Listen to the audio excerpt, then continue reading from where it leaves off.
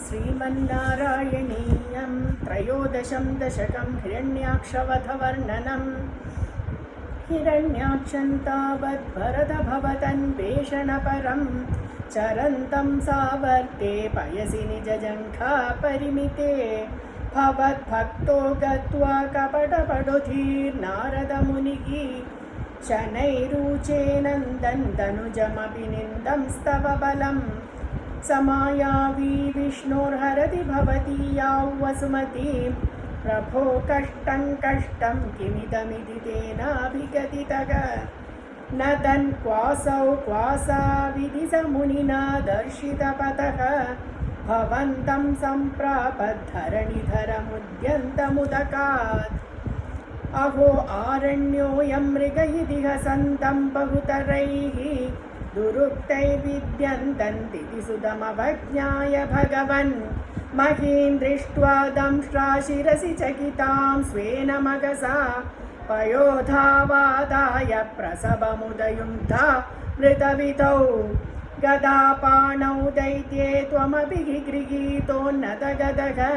नियुद्धेन क्रीडन् खडगडरवोद्घुष्टवियता ರಣಾಲೋಕೌತ್ಸುಕ್ಯಾನ್ಮಿಲತಿ ಸುರಸಂಖ್ಯೆ ಧೃತಮಮುಂ ನಿರುಂಧ್ಯಾಃ ಸಂಧ್ಯಾತಃ ಪ್ರಥಮಮಿತಿ ಧಾತ್ರಾ ಜಗದಿಶೇ ಗದೋನ್ಮರ್ದೆ ತಸ್ಮಿನ್ ಸ್ತವ ಖಲು ಗದಾಯಾನ್ ದಿದಿಭುವಗ ಗದಾಘಾತಾತ್ ಭೂಮೌ ಝಟಿತಿ ಪತಿತಾಯಾಮಹಗ ಭೋಗೋ मृदुस्मेरास्यस्त्वन्दनुजकुलनिर्मूलनचनं महाचक्रं स्मृत्वा करभुवि दधानोरुरुचिषे ततः शूलङ्कालप्रतिमऋषिदैत्ये विसृजति त्वयि चिन्तत्येन करकलितचक्रप्रहरणात् समारुष्टो मुष्ट्या स खलु विदुदं स्वां समतनोत् गलन्माये मायास्त्वयि किल जगन्मोहनकरीः भवच्चक्रज्योतिष्कणलवनिपातेन विदुते तदो मायाचक्रे विदधघनरोषान्धमनसम् गरिष्ठाभिर्मुष्टिप्रकृतिभिरभिघ्नन्तमसुरं स्वपादाङ्गुष्ठेन श्रवणपदमूले निरवधिः